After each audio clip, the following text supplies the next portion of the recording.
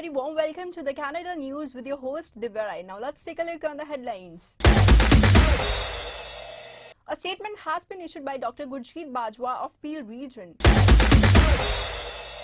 The Conservative Party has accused the federal government.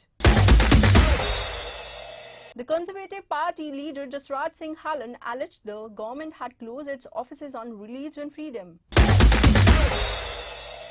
Dr. Theresa, Canada's Chief Medical Officer, provided a new national public health model of COVID vaccine.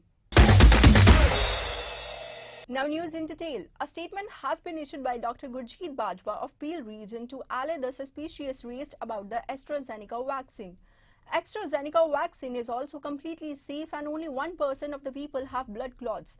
And these people are fine too. Dr. Bajwa clarified that whatever vaccine you think is approved by the Health Canada is the best. I don't want to get the made in India one. When we get our child vaccinated for measles, have we ever stopped the doctor and asked where it came from? Chances are it's India, the world's largest producer of vaccines. All of our COVID vaccines are foreign, but they still meet our high standards. Otherwise, they wouldn't get Health Canada's stamp of approval. Second, oh, this one's only 75% effective and Pfizer is 95%. This is really misleading. Pfizer did their trials long ago when there was less COVID and no variants. They had it easy. AstraZeneca had to put up with a lot more COVID and the variants. And besides, we shouldn't even be looking at those numbers. The real comparison is how good are they at keeping us out of hospital, out of ICU, and protecting us from death? And the answer is 100% protection for AstraZeneca. The same for Pfizer and Moderna and Johnson & Johnson. All 100% effective against serious COVID. Equal. Period. Lastly, the nagging fear on everyone's minds. What about those blood clots? Out of the 700,000 AstraZeneca vaccines given in Canada, only one person got a blood clot, and she's doing fine at home in Quebec recovering. It's an extremely rare event, about 1 in a million, about the same chance as you getting hit by lightning. It's way more of a scare than reality. In fact, you have a 200% more chance of getting a blood clot on a 4-hour flight than you do from getting this vaccine. They just have to tell us about these rare events to protect themselves. But in doing so, they first scare the hell out of people and then expect them to fully change their minds and trust them? Well, that's just not the way human emotions work. Once you say boo, it takes a long time to regain confidence. The Conservative Party has accused the federal government of losing the fight against COVID, saying the government had decided to suspend flights yesterday, which was a delayed decision. While the Conservative leaders were consistently demanding it, the government claimed to be acting on the advice of the science table. Well, Madam Speaker, that is just not believable, and make no mistake, there are more questions to come for that minister. Speaker, Canada has been losing the fight against COVID-19 variants for months. Yesterday, the Prime Minister finally noticed, and he took some advice from our Conservative leader. But once again, it's too late for many Canadians. After a Brazilian variant outbreak ravaged British Columbia, after the Indian variant has been found in 3 provinces, how much longer will the third wave be in Canada because the Prime Minister was once again slow to act? The Honourable Minister. Mr. Speaker, when it comes to protecting Canadians, we have stepped up every single step of the way. Mr. Speaker, we have taken measures to protect Canadians, to put in place some of the strictest border measures around the world, and yesterday was no exception. It shows that we are committed to continuing to act, to do whatever it takes for as long as it takes. And Madam Speaker, we are going to get through this third wave together because Canadians are committed to doing so. Honourable Deputy Leader of the Official Opposition. Well, a month ago, when the Prime Minister was asked if border measures worked, his answer was simple: no, it actually doesn't work. And then he doubled down on that. In fact, since January 2020, and including yesterday, when we asked the Prime Minister if he would start to control flights coming to Canada, we got no for an answer. Well, yesterday, late in the day, the Prime Minister finally got a small ounce of what's just common sense to most, and he suspended flights from India and Pakistan. How many Canadians are going to be affected by COVID-19 because the Prime Minister was dreadfully late once again in making the right decision? The Honourable Minister. Merci, Madame la Présidente. Je remercie ma collègue pour. Thank you, Madam Speaker. I'd like to thank my colleague for the question. On this side of the House, Madam Speaker, we will always base our actions on scientific data. Conservative Party leader Jasraj Singh Hallan alleged that the government had closed its offices on religion freedom. The government was not doing anything for the Afghan Hindus and Sikhs and refugees from China. For Calgary Forest Lawn. This woke Liberal government ran and hid from voting when it came to standing up for those being persecuted for their religious beliefs, proving human rights mean nothing to them. This is the same government that shut down the Office of Religious Freedoms, after all. There has been no plan for persecuted minority groups like the Sikh and Hindu refugees in Afghanistan or the Muslim Uyghurs in Communist China. Why is this Prime Minister all talk and no action on standing up for religious freedoms at home and abroad? The Honourable Minister. Thank you, Madam Speaker. I very much appreciate the question because this government has actually extended the Office of Religious Freedoms and Beliefs, and we have taken it in a much broader way to integrate it with our international human rights obligations. We've repeatedly have meetings with people from around the world and are exercising leadership in the International Contact Group on these issues, both at individual level as well as at a corporate level, and making sure that we as Canadians have a voice about international human rights on every subject which has been raised by the member. Thank you. The Honourable Minister. The Honourable Member for Richmond Centre. Thank you, Madam Speaker. This past weekend, Richmond lost another small business. After nearly 50 years of faithful services to the community, Hanson Travel was forced to permanently close its doors due to the ongoing COVID-19 pandemic. Unfortunately, Mr. Lau is not alone. I've heard time in and time again from struggling businesses in Richmond that this government needs to take steps to help support Canadians in the air travel industry, including travel agents. When will this government finally take real actions to support our tourism industry? The Honourable Minister. Thank you, Madam Speaker. Obviously, we know that tourism operators and travel agencies have gone through difficult times. But that being said, we've been there since the beginning for them. The Prime Minister of Canada, Justin Trudeau, has announced that Canada has suspended flights from India and Pakistan to Canada for next 30 days, adding that any flights arriving from Canada and Pakistan tomorrow will be cancelled. They have also been suspended for 30 days. He said, adding an agreement has been reached with Pfizer for 35 million doses of COVID vaccine for next 5 years. There has been a significant rise in COVID-19 cases in certain parts of the world, as well as the emergence of more variants of concern. So yesterday, we announced new and even stronger travel measures. Since last night, all passenger flights coming into Canada from India and Pakistan are suspended for 30 days. Now, we know that it's not only about direct flights to Canada. That's why there will also be additional measures for passengers departing from India or Pakistan who come to Canada via indirect routes. These passengers will need to obtain a negative COVID-19 pre-departure test from the last country they traveled through before arriving in Canada. Just like when we suspended flights from the UK last December for similar reasons, our government will continue to do whatever it takes to keep Canadians safe. This morning, I also want to talk about the situation with the third wave here at home. As you may have seen, Dr. Tam presented new modeling projections earlier today.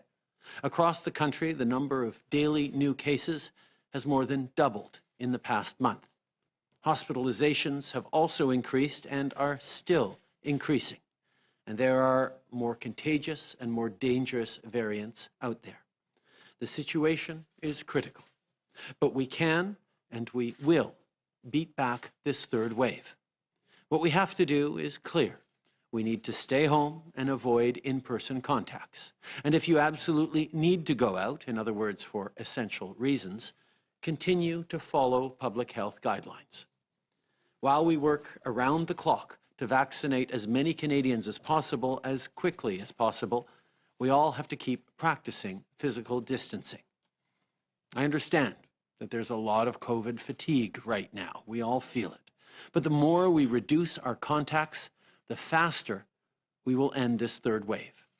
I know it's not easy, but remember, this is not forever.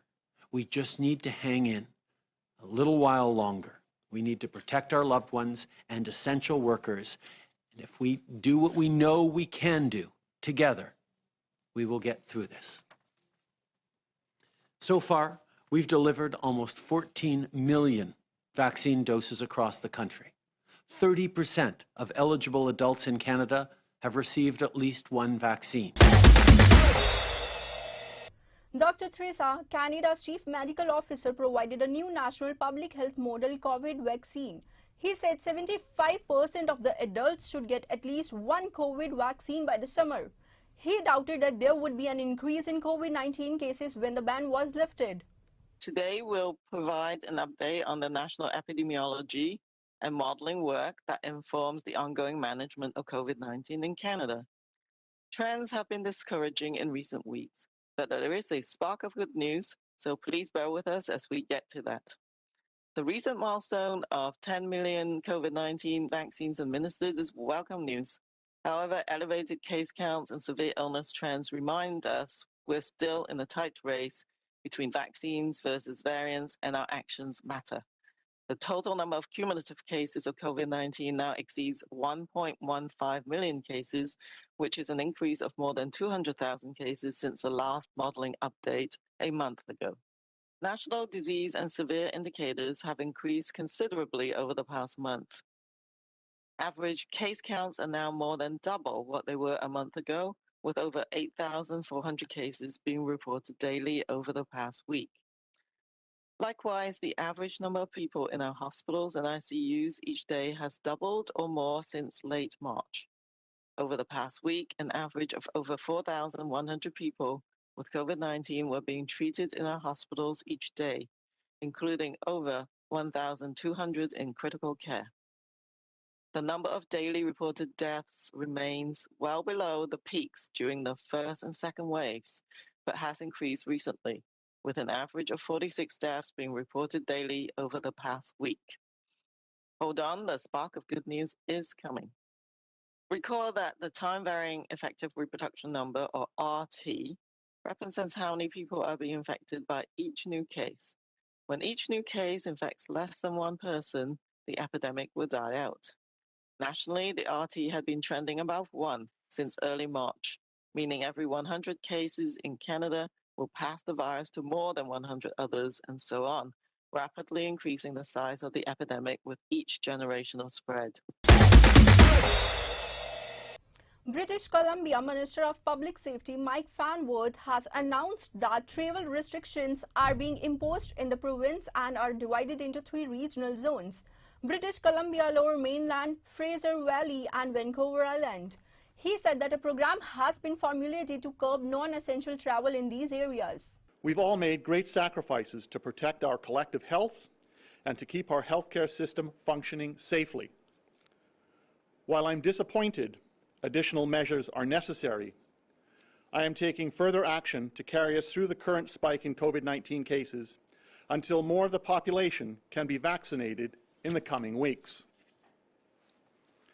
As we've heard from Minister Dix and Dr. Henry, COVID-19 variants have started to take hold in our communities.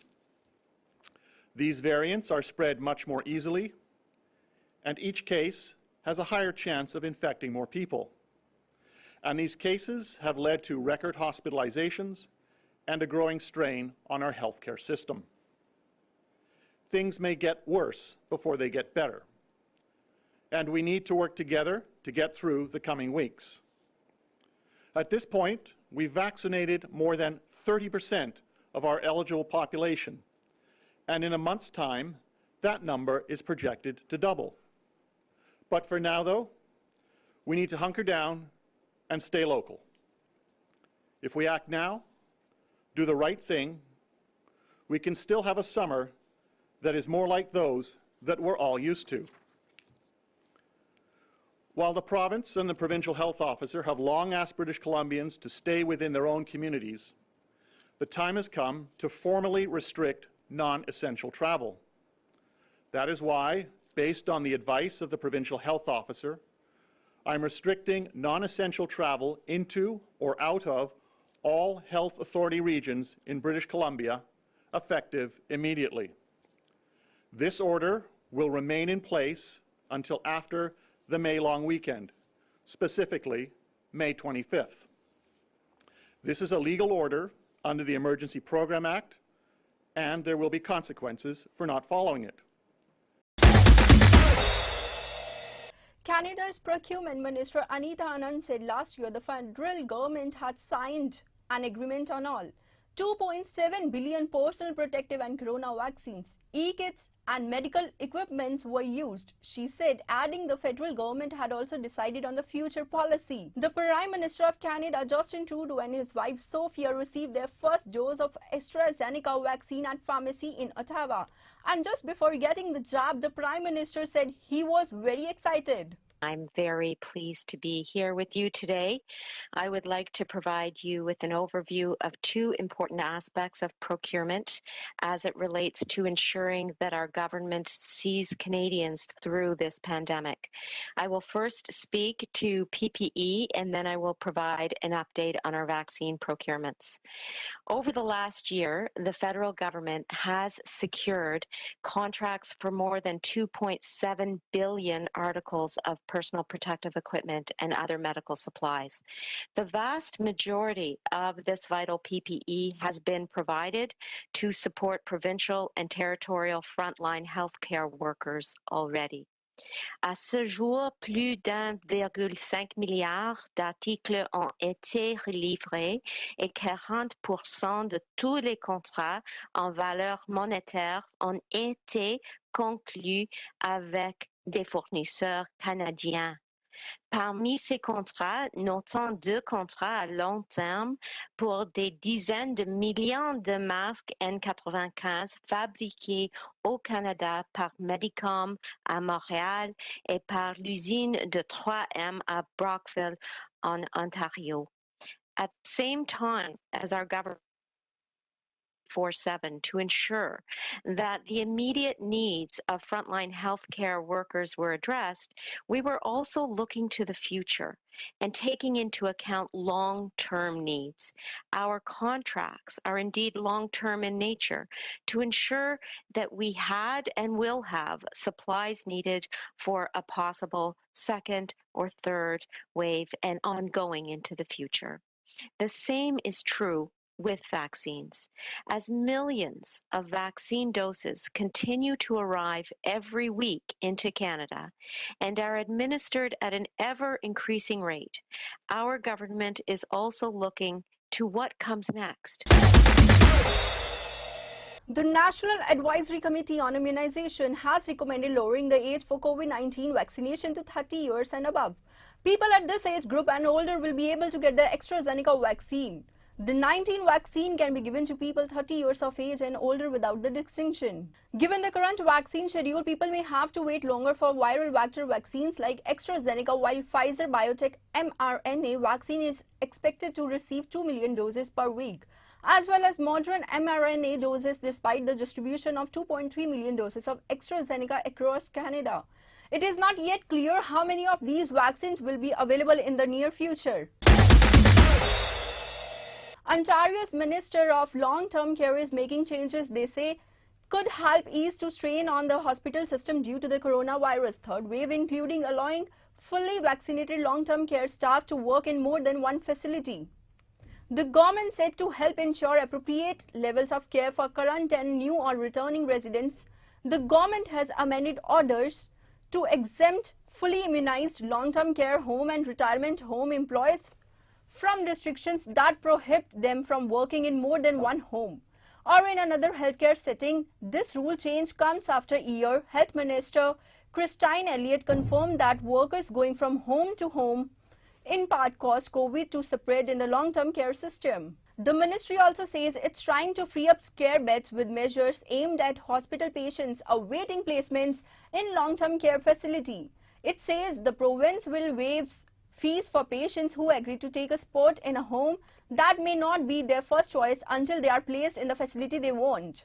The Ontario Hospital Association had been calling for similar measures for weeks as hospitalization rates and admissions to intensive care units reach unprecedented levels across much of the province. Alberta identified 1,592 new cases of COVID and reported 5 additional deaths linked to the virus. The new cases, 1,132, were variants of the concern. Variants currently make up just under 61% of all cases in the province. There were no new cases of the newly detected variant. Both hospitalizations and intensive care numbers went up. There are currently 584 Albertans in hospitals, of which 129 are in the ICU. There are 19,702 active cases of COVID in Alberta.